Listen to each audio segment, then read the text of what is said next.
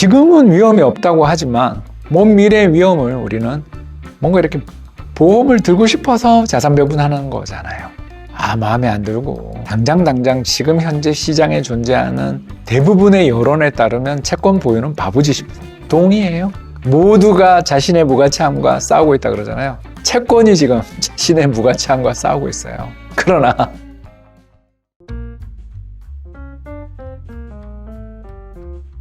안녕하세요. 이코노미스트 홍춘욱입니다. 최근에 채권을 굳이 포트에 넣어야 되냐라는 질문을 진짜 많이 받고 있는데요. 오늘 주인님하고 이야기를 좀 나눠보도록 하겠습니다. 안녕하세요, 주인님. 안녕하세요, 박사님. 이전 영상을 보면 위기 때마다 강했던 자산이 달라서 포트폴리오만 잘 구성하면 위기를 잘 이겨낼 수 있었잖아요. 근데 금리가 오르면서 주식도 한때 안 좋았고 채권도 안 좋고 그리고 최근에는 금까지도 별로 안 좋은 것 같은데 이유가 뭘까요? 전쟁 공포죠. 스태그플레이션에 대한 공포가 높을 때는 채권도 주식도 안 좋아지는 경향이 있다. 이렇게 감히 말씀을 드려야 될 것 같은데요. 그림 한번 보시겠습니다. 이 그림에 빨간 선이 미국의 소비자 물가 상승률이고요. 그리고 이제 파란 선이 미국의 국고 금리인데 대체로 같이 가는 좀 특성이 있다는 걸 금방 알 수 있죠. 물론 이제 물가가 안정됐는데도 2024년, 25년에 금리가 높은 수준을 유지한 거는 이제 트럼프 때문이라고 봐야 되겠죠. 왜 트럼프가 대통령이 되는 게 채권 금리를 높게 유지하게 되느냐, 이제 이런 이야기들을 질문을 주신 분이 많은데, 바로 이제 국가 부채 문제 때문에 그렇습니다. 이거 차트 한번 볼까요? 일본이랑 중국의 GDP 대비 국가 부채를 제가 하나 그려놨는데, 이게 보시면 일본은 GDP 250% 국가 부채잖아요. 그리고 중국도 지금 90%까지 이제 넘어왔죠. 왜 이걸 제가 보여드리냐면, 전 세계 각국이, 그러니까 미국도 지금 GDP 대비 국가 부채 100%인데, 전 세계 각국이 다 죄다 정부 부채를 줄이지 않고 전부 다 늘리는 방향으로 가는 거 아니냐라는 그런 걱정들을 하는 것 같아요. 즉 거대한 파퓰리즘의 시대? 쉽게 얘기해가지고 국민들한테 재정을 막 쏴주는 데만 다 관심이 있고 건전한 재정을 유지하려는 거에 대한 동기들을 전혀 갖지 않은 세상이 온 거 아니냐. 이런 세상에서 굳이 정부 채권이라는 걸 우리가 보유할 필요가 있나. 나는 금리를 아주 높게 줘야만 사겠어.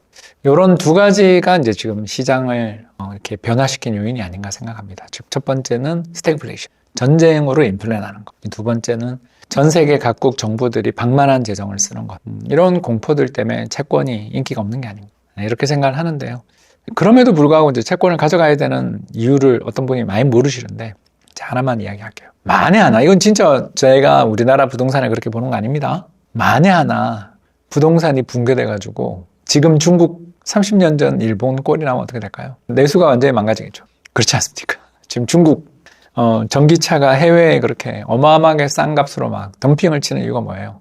내수 시장에서 너무너무 공급이 과잉한 상태가 되다 보니까 기업들이 부도가 나고 재고가 쌓이다 보니까 해외로 밀어내기 수출하고 있는 거잖아요. 이런 사례에서 보는 것처럼 경제가 부동산의 어떤 버블이 붕괴되면서 내수가 망가지는 순간 디플레이션, 물가의 지속적인 하락 현상이 나타나요. 그때는 어떤 자산이 최고죠? 채권입니다. 그래서 제가 홍 박사님 채권 이거 굳이 필요해요? 이렇게 물으시는 분한테 제가 맨날 하는 이야기가 사실 채권 안 넣고 현금 넣어도 돼요. 그런 포트도 많이 이야기하잖아요. 그렇지 않습니까? 그냥 현금 들고 계시죠. CD 또는 소플, SOFR, 그죠? 미국의 현금, 달러 예금 또는 우리나라 원화 예금이 CD. 이런 ETF들을 추천드리는 이유가 사실은 채권 굳이 안 사도 돼요. 근데 만에 하나. 세상 일이라는 게 다 대비하고 싶어서 자산 배분하는데 만에 하나 디플레이션의 리스크를 우리가 배제할 수 있나요? 정말 여러분, 우리나라는 일본이랑 달리 중국이랑 달리 완전히 부동산 시장 앞으로도 영원히 계속 오르고 아무리 주택 가격이 급등하더라도 저 붕괴되고 디플레이 안 나는 그런 보장이 있나요? 그런 건 없잖아요. 지금은 위험이 없다고 하지만 먼 미래의 위험을 우리는 뭔가 이렇게 보험을 들고 싶어서 자산 배분하는 거잖아요. 따라서 주인님 질문에 대해서 제가 답을 드리자면 마음에 안 들고 당장 지금 현재 시장에 존재하는 대부분의 여론에 따르면 채권 보유는 바보짓입니다. 동의해요? 모두가 자신의 무가치함과 싸우고 있다 그러잖아요. 채권이 지금 자신의 무가치함과 싸우고 있어요. 그러나 어떡하겠어요, 여러분. 채권의 가치는 언제 나온다? 디플레이션 날 때 나오는 거라서. 경제가 막 인플레에 대한 걱정이 이렇게 클 때는 솔직히 그 디플레이가 왜 걱정하나 싶지만 너무나 자주 거대한 경제 국가들이 디플레이 시달리는 거 우리가 자주 봤잖아요. 90년 일본, 2020년 이후에 중국이 그 꼴 날 줄 여러분 알았어요? 저도 몰랐고 여러분도 몰랐잖아요. 그래서 금은 이제 인플레에 대한 해지 수단으로 좋아하는 거고 채권은 디플레에 대한 해지 수단으로 좋아하는 거라서 여러분 너무 미워하지 않으셨으면 좋겠어요. 어때요? 모두가 자신의 무가치함과 싸우고 있다는 걸 카피로 써요. 채권은 모두가 자신의 무가치함과 싸우고 있다. 단 중국 빼고. 그죠? 중국은 요새 채권금리 계속 떨어져서 채권에 투자한 사람들이 떼돈을 벌고 있다 그럽니다. 그러면 추가로 금은 지금 가격이 왜 계속 떨어지나요? 중요한 사건이 하나 있었어요. 그 중요한 사건이 뭐냐면 중국의 개미들이 금 투자에 나섰다라는 그런 기사가 있었습니다. 그래서 중국의 아줌마 투자자들이라는 그런 게 있는데요. 거대한 매스 투자자들의 유입이 지난해 연말 올해 1월 사이에 큰 강력한 오버슈팅을 일으킨 상태에서 중국에 못지않게 인도 사람들도 금을 엄청 좋아하는데 요즘 인도 정부가 외환보유고가 엄청 줄고 있거든요. 그래서 그 문제를 해결할 목적으로 금을 수입할 때 관세를 부과했어요. 금 관세를, 골드 텍스를 부과한 거죠.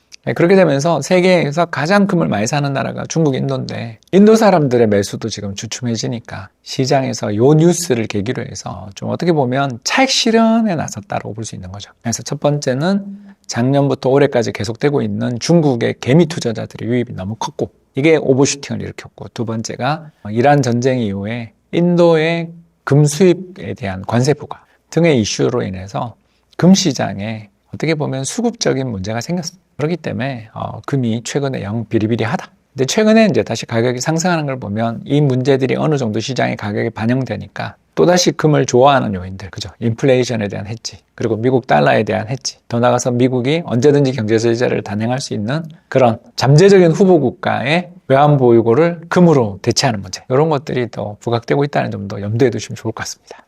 이건 어려운 질문이에요. 모두가 금과 채권이 자신의 무가치함과 싸우고 있는 것 같습니다. 그런 시기가 왔네요. 대신에 주식만 좋고. 이런 시기도 올 때가 있다. 그렇기 때문에 시장이 어떤 방향으로 돌아갈지를 우리가 아무도 모르기 때문에 이와 같은 부분들에 대해서 우리가 다양하게 대비를 해보자. 이런 생각을 가져가게 되는 것 같습니다. 지금까지 경청해 주셔서 대단히 감사합니다.